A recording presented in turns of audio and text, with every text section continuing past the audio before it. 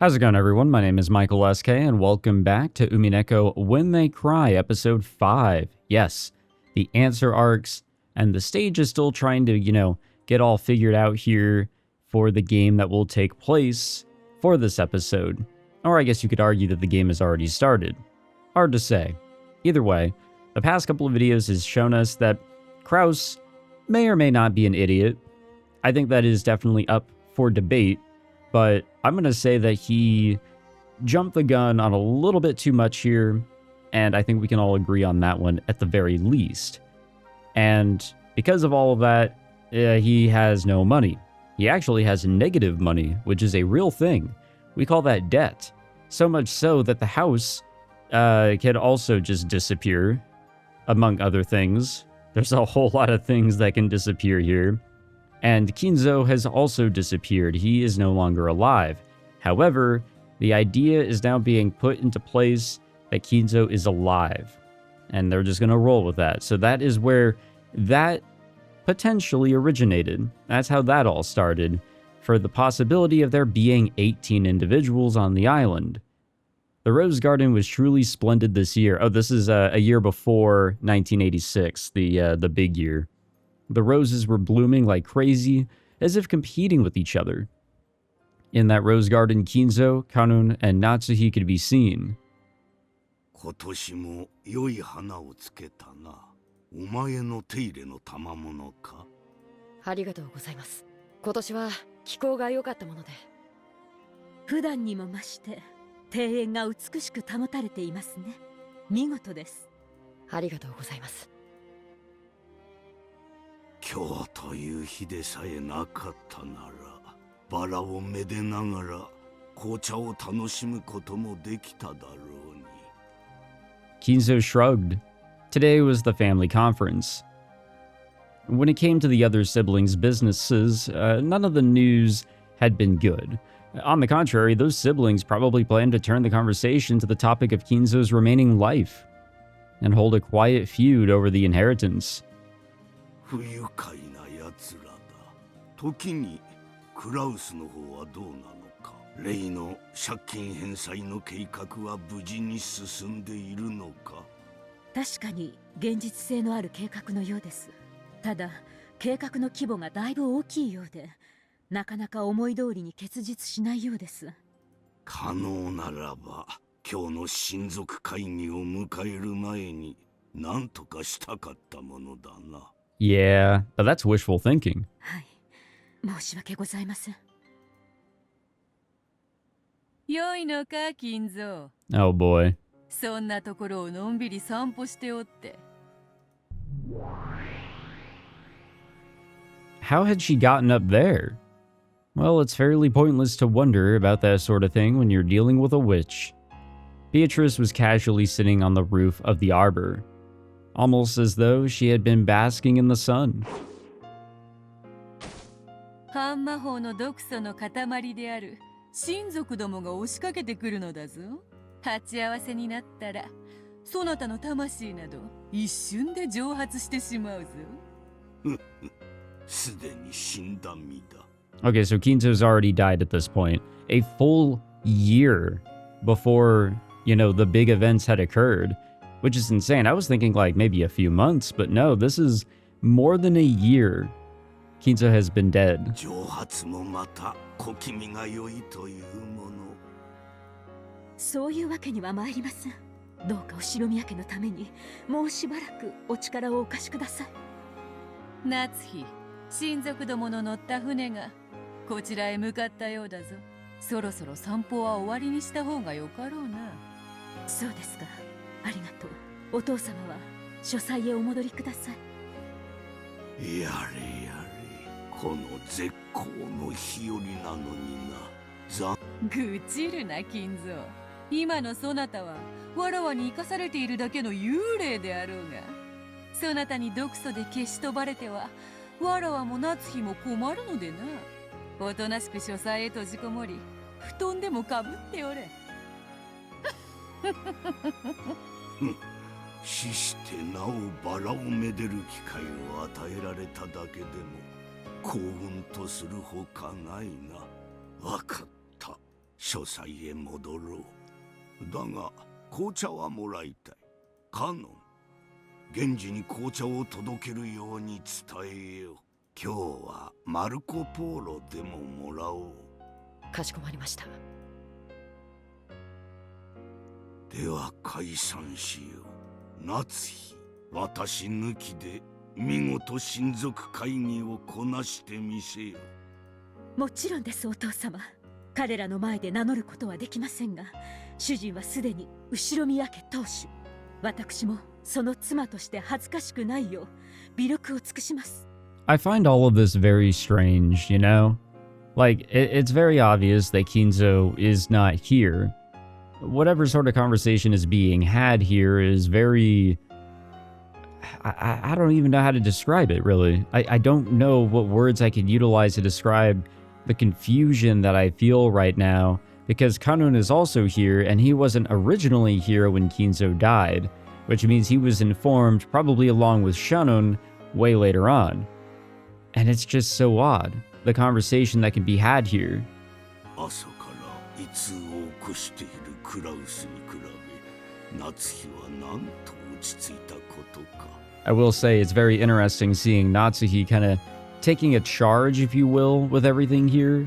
You know, putting up this whole facade. 我が息子が情けない。 It's given her some form of, you know, confidence, 主人にも maybe. 主人の才能があります。その及ばぬところを支えてこそ私は妻なのです。しっかりやれ。私は茶番の邪魔にならぬよう。カノン、お父様を書斎までお連れしなさい。それから源氏に紅茶の手配を。肩を借りるほど猛録しておらぬわ。Refusing Kanun's attempt to lend him a hand, Kinzo rose from the flower bed he had been sitting on. The retired head left everything in Natsuhi's hands and returned to the study at a gentle pace. 様になっているぞ。金蔵の亡き妻にも似た貫禄があるな。万一お父様が半魔法の毒素にやられたら、魔法は瞬時に解けてしまうのですか？瞬く間だ。わらわは姿を消せばよいが、すでに亡者の金蔵は姿を失えばたちまちのうちに太陽の風に吹き飛ばされ、塵と消える。用心せよ。ええ、分かっています。そなたには魔女の才能があるかもしれぬな。半魔法の毒素をためにためて年を重ねたが、それでもなおそなたは魔法を理解した。わらわとの出会いが幼少の頃であったなら、そなたは今頃偉大なる魔女だったかもしれぬ。私は後宮クラウスの妻で当主夫人です。名誉を守るためならば魔女にも鬼にもなりましょう。あなたの魔法の力には深く感謝します。後宮家の名誉はあなたの力なくして守れませんでした。その話は機会を改めよう。その際はぜひ女同士二人きりでのんびり紅茶を楽しみたいものだな。Which would just be, you know, one person drinking tea and, you know, imagining there being a second individual there. Because, if anything, I think what we can really take away from everything that has occurred in the story right now is that magic is more so of a perception thing. And the magic resisting toxin is just completely dissing that perception.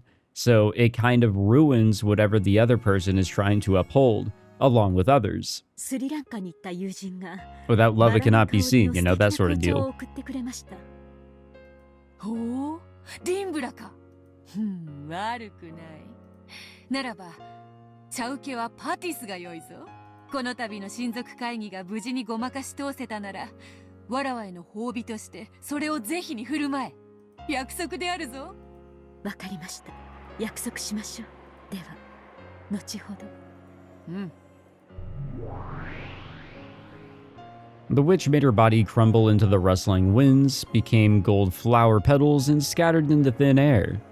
Natsuhi watched her go and then turned on her heels and headed for the mansion. And then there were none left in the rose garden. Or, oh, ここでブレイクタイムね。 Why are we getting a break time? ここまでの展開だけど、何もないわよ。おしっこしたいならさっさと言ってくれば。ひどい言い草ね。 For real? 金蔵はもう死んでるのよ。それがこうして歩き回って言葉を交わしてるじゃない。それって魔法ってことにしちゃってもいいのかしら。 No, that's just a bunch of people pretending that he's alive.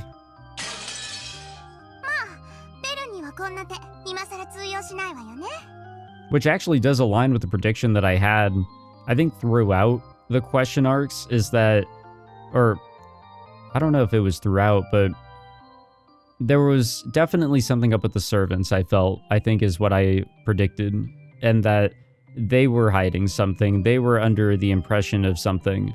And so when the idea of Kinzo not being alive in episode 4 was brought up, that is where I kind of connected the dots on those two. It just wasn't, the servants, it was also Kinzo, or not Kinzo, Kraus and Natsuhi as well, しかし and あなたは Nanjo. どうかしら、バトラー。これっておかしいでしょ。金蔵を蘇らせた魔法の存在を認めざるを得ないんじゃない。もしそれがベアとの真似のつもりならば、不愉快だから即刻やめろ。やっぱわかる？それでほらほら、バトラーどう答えてみせるわけ？こうして金蔵がカッポしていることを、いつものゲームみたいに頭を抱えて、こんなのわけわかんねえよ。 Unless 泣き言聞かせてよ。Unless Kinzo goes and does something that only Kinzo can go and do, nobody else has the, capabilities of doing something that only that individual could ever do, then, I mean, there's not necessarily proof that he is alive. そして全然ダメだぜ。手を約束の口癖で、お得意のとんでもでぜひ反論を聞かせてよ。死んだはずの人間が歩き回れるわけないものね。集団妄想を見せる未知のウイルス、ロッケン島症候群の仕業とか、ロッケン島だけに住む謎の蝶の鱗粉に幻覚作用がとか、謎の秘密組織山犬が作った集団妄想を見せる未知の薬物、プルプルピコピオの仕業とか。 Alright, calm it down with the Higurashi here. 素敵なとんでもいっぱい聞かせてよ。 Though she does bring up a pretty good point here, is that, yeah, I mean, there could be something that could make you hallucinate. That is something that existed in a work very similar to this, Higurashi. So why can't it exist here? I just don't think that it's really plausible. I mean, again, this is fiction. What was brought up in Higurashi is also fiction. So there could be something that I'm just not considering that, yeah, that could happen. It's just that it's still fiction. It really could not happen. Does that make any sense? I'm trying to piece things together with the logic and information that has been presented to us, not trying to consider anything else that could also exist. うるさい、黙れ。こんなのは問題にもならない。 Grandfather is dead at this point in time. There's no way he exists. それを存在するかのように振る舞っているのは、なんとかじい様の死を隠して親族会議をごまかしきろうとする夏日おばさんの嘘だからだ。へえ、夏日の嘘。嘘をつくと死者が蘇るの？それって夏日の魔法じゃないの？この世界はブラウン管を除く前の世界、開く前の猫箱の世界だ。夏日おばさんがじい様と一緒に散歩したと語り、夏日おばさんがじい様とバラ庭園を散歩したことは夏日おばさんの事実として提示できる。だからじい様が現れることができる。 Alright, we got some applause. And extremely unflattering applause was coming from Bernkastel. ブラボー。あなた、ベアトがいないと冷静なのね。 I feel like we've kind of gone through this song and dance before. This is just a completely different, coat of paint, if you will. うるさい。お前も黙れ。お待ちなさいよ、バトラー。あんたの高校説によるなら、夏日しかいない場所には金蔵が現れることは確かに可能かもしれない。夏日しかいない世界で夏日が金蔵を観測したと主張したなら誰にも否定はできないものね。でもあの場にはカノンが居合わせて彼も金蔵を見てるのよ。それをどう説明する気なのよ。全く問題ないな。カノン君は後宮家に雇われてる使用人だ。夏日おばさんにじい様の死を隠すために口裏を合わせるように命令されてるはずさ。だから夏日おばさんと同じように存在しないはずのじい様を見ることができる。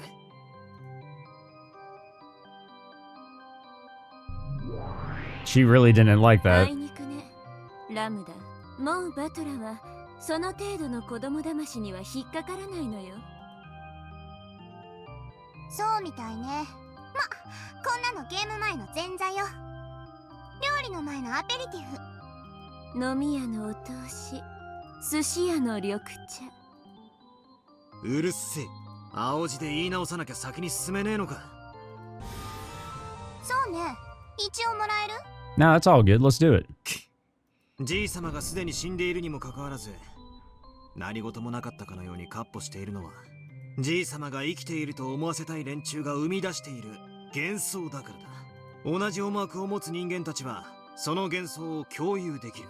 そしてあたかもじい様が存在しついさっきまで一緒だったかのように語る。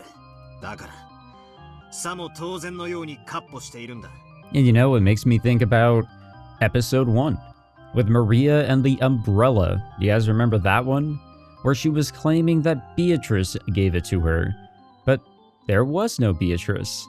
I was kind of joking around about maybe Kinzo went out there cosplaying as Beatrice and handed her an umbrella, but it could also be Maria with her story, with her perception. She is going through and making this story up, so much so that she's probably also tricking herself. She believes what only she saw. よって夏日おばさんに組みしていない Or she 人間の believes what 前に only she could have じい様 seen. の幻想が現れることはできない。だからこそ書斎に閉じこもって出てこないという設定が必要になるんだ。 In the games before now, Grandfather has always locked himself up in his study. We never met him directly, except for episode 4, but let's pretend that one didn't happen, you know? However, some people said things that made us think that he was locked up in his study in a bad mood, such as claiming to have met him only a short while ago. We blindly accepted their statement and believed that Grandfather was in the study. That's why it was possible for an illusion of Grandfather to exist in the study. That's right, in the games before now, the only people who met Grandfather were Uncle Kraus, Aunt Natsuhi, and the servants. Because they all stuck to the same story. An illusion of Grandfather was able to exist on this island, making it seem like he was alive. ご丁寧にもお前のゲームの冒頭でじい様の死を隠すために夏日おばさんが南條先生たちを言いくるめるシーンまで見せてくれたじゃねえか。今さらこんな子供騙しには引っかからねえぜ。 The problem is that these two little devils, if you will, here, especially Lambda Delta, she may just be luring Battler into a bit of a trap, if you will. That may not necessarily be what's happening here. We may be missing something, and she's luring us into a direction that will eventually not make any sense, and then it will be way too late because that's the idea that we stuck with. And we should be cautious. やるじゃない。未知の薬物プルプルピコプヨとか期待してたのに。 Why? そんな妄言口にするわけもないでしょ。だってその存在を仮定することはファンタジーに屈したのと全く同じだもの。ウイルスだろうと薬物だろうと病気だろうと未知の要素である限りノックス第4条に違反する。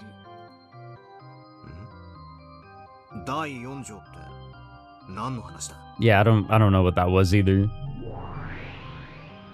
ノックス第4条未知の薬物および難解な化学装置の使用を禁ず殺人にこれを用いてはならないという規則よ。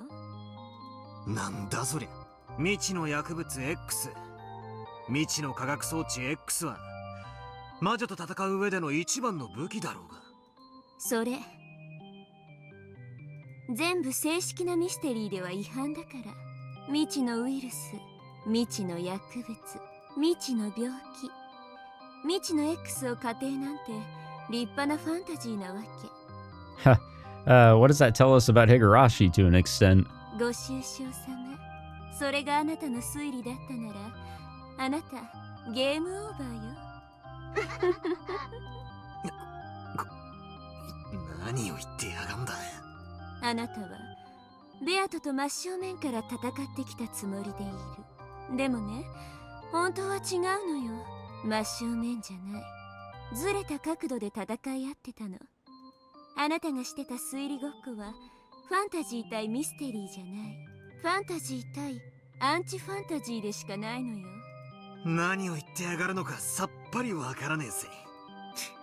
だが一つだけわかることがある。俺のこれまでの戦い方にケチをつけたいらしいってことだ。私たちは魔女幻想というファンタジーを殺すために戦ってるのよ。それはつまりこの物語を正式なミステリーで解釈するということ。つまりミステリーの禁忌に触れるすべての要素は初めから無視して書かれということよ。Which means we can't necessarily state that it's an unknown drug, an unknown virus, an unknown weapon of any kind, or unknown actions. It has to be all things that are logical and possible to the human mind, all things that are known in society today. 例えばこれまでのゲームで何度も密室殺人があったでしょ。ああなたはベアトとその度に犯行現場で隠し扉が存在しないかどうか随分と熱心に確認していたわね。まるでそれ自体が戦いであるかのように赤き真実を織り交ぜてガキンガキンと派手に。あれ、私に言わせると、だってノックス第3条で明記されてるんだもの。秘密の通路の存在を禁ず。 Oh, fun. ミステリーではね、秘密の通路はあっちゃいけないの。つまり正式なミステリーとして解釈しようとする場合、隠し扉があるのかどうかなんて論争初めからしたら負けなのよ。だってないんだから。存在するかもしれないと疑う時点でもうゲームオーバー。つまり犯行現場に隠し扉が存在しないことが証明されてないから推理できないなんて。甘ったれたあなたはミステリー失格。その時点でゲームオーバー。ミステリーで解釈する戦いをしてるつもりだったんでしょ。ならミステリーのお約束にちゃんと従わなきゃ。All right. And she's getting a little crazy too. That was a horrific face. そういうことよ。すべての犯行現場には隠し扉が存在してはならないの。だからその存在を確かめる行為はすべて時間の無駄ってわけ。お前が言ってるのはあれだろ。どこかで聞いたな。推理小説の条件10か条みたいなやつだったか。ええ、そうよ。希代の魔女狩り大司教ノックスが振りかざす魔女をうがつ10本のくさびよ。それこそが魔女幻想というファンタジーと真正面から戦い打ち破るための正しい武器。さすがベルね。厄介な武器を持ち込むこと。ファンタジーの大敵だわ。犯行現場を調べもせずに隠し扉の存在を初めから否定できるなんて、俺にはそれこそファンタジーだぜ。魔女側を受け持つラムダはファンタジー。 Yeah, I was gonna say, yeah, she's gonna try and go for that. それと戦う私はミステリー。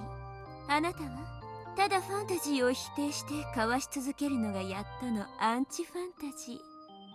何から何まで反対だけど対案は一つも出せない。あなたどっかの国の政治家みたいね。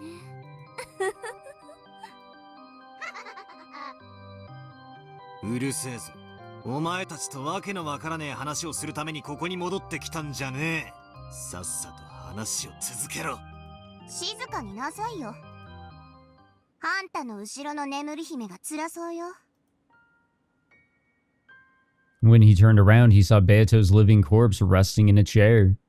However, sweat glistened all over her body, and it felt like she was breathing a little harder than normal. She looked as though she was suffering from a high fever. ベアト、どうしたんだ？大丈夫か？大丈夫かって。あんたおかしなこと言うのね。その子を殺すためにあんたは戦ってるんでしょうが。あんたに合わせて第5のゲームを改装しているけれど、ゲームは今ベルンがかなり追い込んでいて、魔女元素を打ち破ろうとしているの。その存在が否定されかかってるんだもの。苦しむのは当然だわ。あなただって今、金蔵が存在するわけがないと魔女元素を打ち破ったわ。あなたの攻撃がベアトに通った証拠よ。彼女のその苦悶は。I tried to at least wipe away the sweat on Beato's forehead with a handkerchief.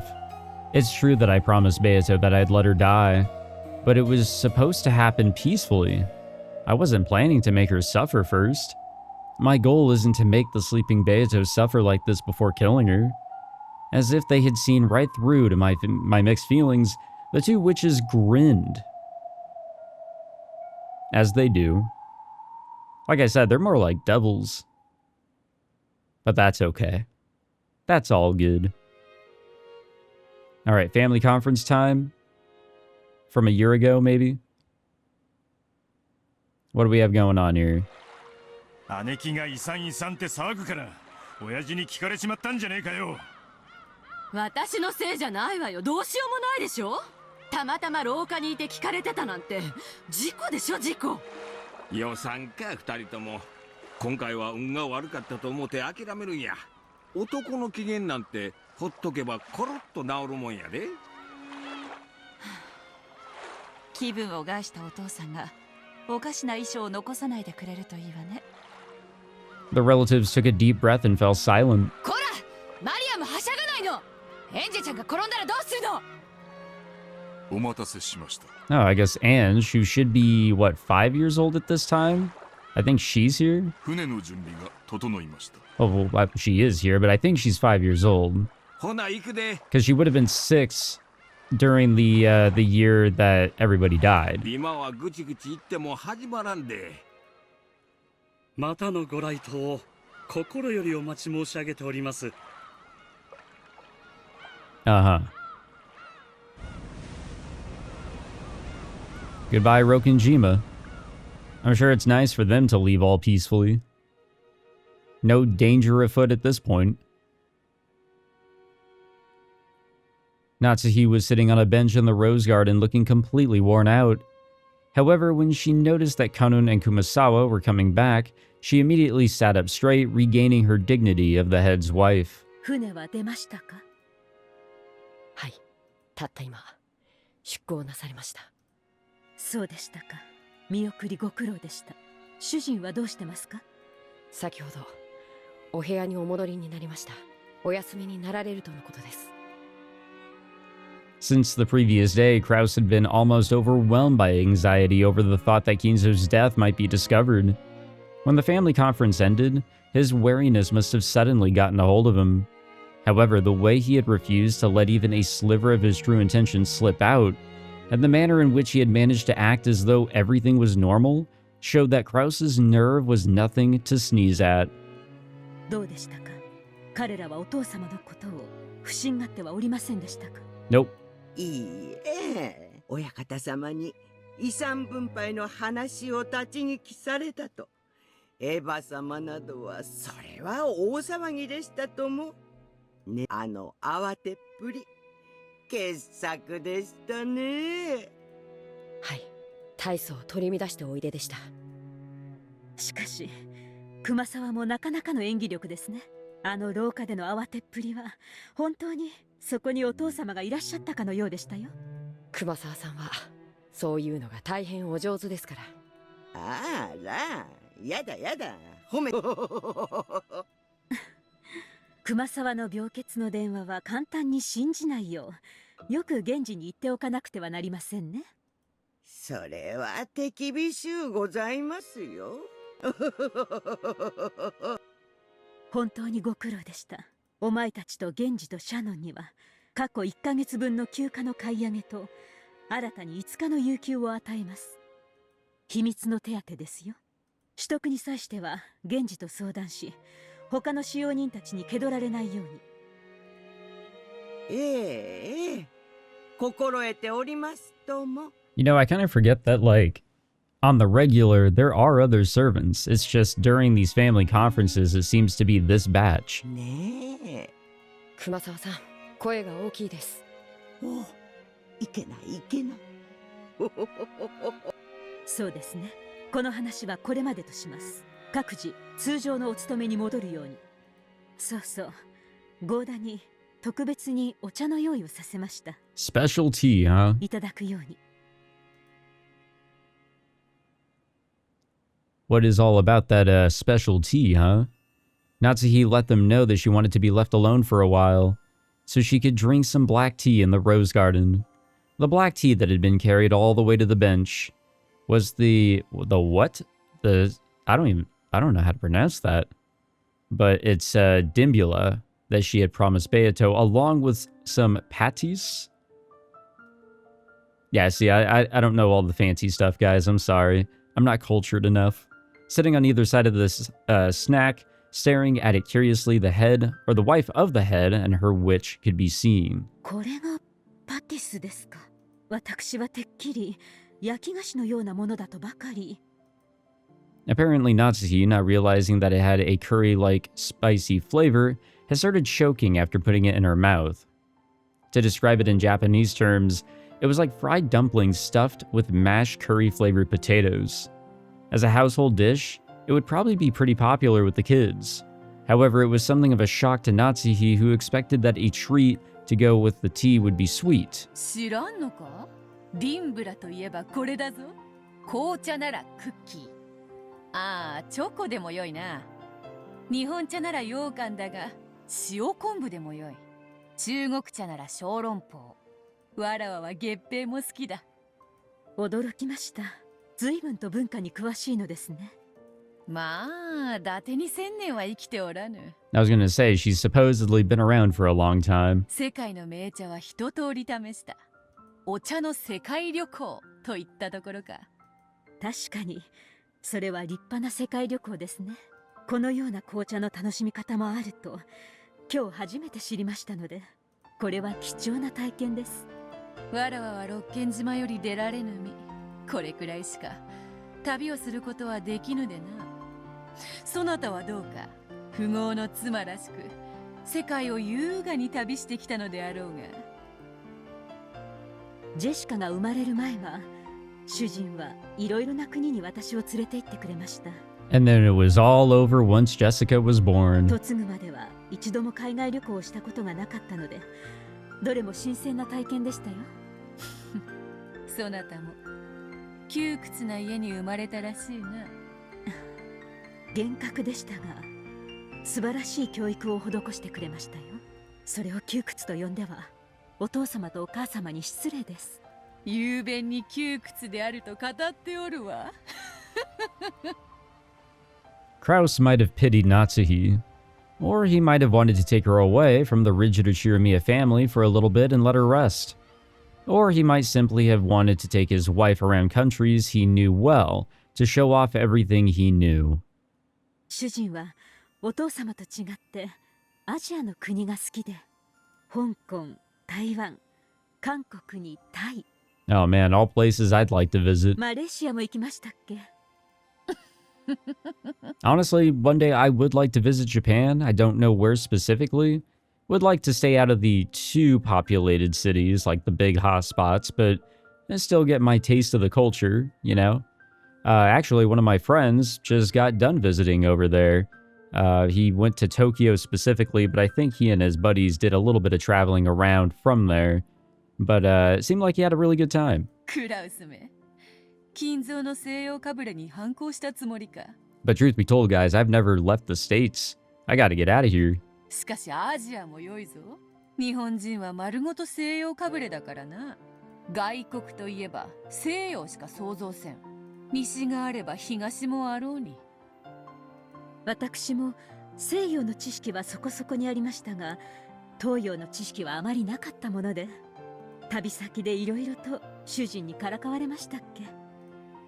Beato subtly peered into Natsuhi's heart, as the latter grumbled that the trips had all been very tiring. I mean, a trip in general can be a tough time. It can be very exhausting in a way, but at the same time, when you get back home, you do realize that, like, oh man, that actually was a fantastic time away, regardless of whatever it was that you were doing. これは貧乏という。ここでは庶民的な嗜好品だ。It looked like a small, round, gourd-like nut that had been smashed with cucumber wedged in it. At a glance, it looked as though it would probably taste like pickles. なるほど。これをかじればよいのですか。As she tried to bite the one that her husband was holding, he suddenly moved it away. It felt kind of embarrassing, like she was a fish after some bait. まあ、待て。貧乏には食べ方がある。確かにかじるのは正しい。かじる。もぐもぐと噛む。しかし食べてはならない。かじって噛むのに食べてはならないのですか。うん。かじって噛む。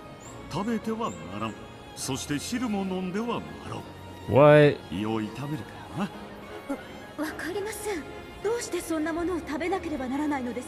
I mean, I can get, like, chewing on something not to eat it, you know, gum and all that, but, like, I don't think I would be able to stop myself from, like, absorbing the contents of whatever it was I was biting into. ガムのようなものと思え。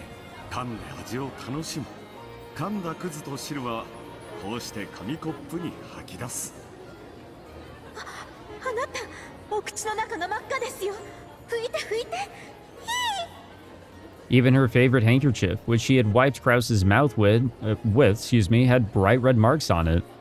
Something that's poisonous if eaten or drunk, and it makes the inside of your mouth so bright red. And having to spit something out after you put it in your mouth, how indecent. Thinking this, Natsuhi adamantly refused Krause's invitation. 嫌です、嫌です。結構です、結構です。こういうのは異文化体験だぞ。ここでしかできない体験をしなければ旅行の意味がない。Honestly, he's got a point. Krause kept chewing, ignoring the fact that even his lips were being colored bright red. こいつは親父殿も好きでね。昔は取り寄せたのか、屋敷のテラスでももぐもぐやっていたものだ。夏日が来てからはやめたようだね。ほら、君が私よりも尊敬する親父殿も愛用していたんだぞ。ほらほら、遠慮なく試したまえ。いやいや、やめて、やめて、あなた。Young and, you know, not toxic, I guess you could say. During travel, Krause had the innocence of a child. He didn't even conceal his jealousy of the respect Natsuhi normally gave Kinzo. Just being able to see that side of her husband made traveling all the way to another country worthwhile. Krause urged her even harder to bite it, but Natsuhi, undaunted, ran from place to place and finally yelled that he was being too pushy. Krause was miffed the whole bus ride. What a child, to let a little thing like this get him down. Natsuhi thought exasperatedly. I mean, I kind of get where he's coming from. Like, you do come all this way to have all these experiences shared with one another. Then a native tour guide in the bus took out one of those areca nuts and started explaining about it. It had apparently been a beloved luxury item in these parts since ancient times, similar to tobacco. Just like Natsuhi's case, it was starting to be disliked by young people and was becoming obsolete. Furthermore, it was treated as a good luck charm in this area, and was known as a symbol for couples. She looked at her husband's face. He turned away abruptly, but it looked like his cheeks had gotten a little red. Ah, there we go. My man. んで、夫の肩に身を委ねて手なんか握っちゃったりしたわけか。なんだ、そなたら夫婦結構純愛ではないか。燃え上がっちゃったであろう、その晩とか。Red face and avoiding Beato's eye, Natsuhi tried to hide her embarrassment by swallowing the patsy's whole, but chewing with her cheek puffed out like a blowfish. Beato said, "Yep, this is the best snack anyone could have with tea," and nodded several times, a broad smile on her face. Well, at the end of the day, she's still very much Beatrice, huh? それも新婚の頃の話です。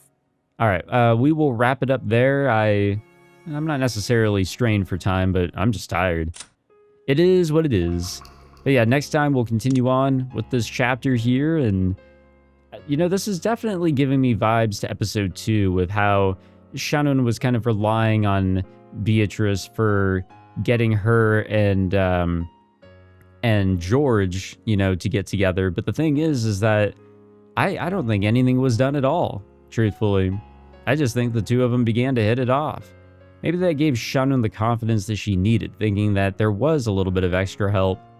But there's a whole lot of questions to be asked, and I don't think we can chalk everything up to, well, that's just how the brain works. There's got to be more to some of these things. I don't know. But we'll continue to focus on this episode in particular and the events that occur here. If you enjoyed this video, be sure to leave a like, subscribe, and I'll catch you guys in the next one. Take it easy.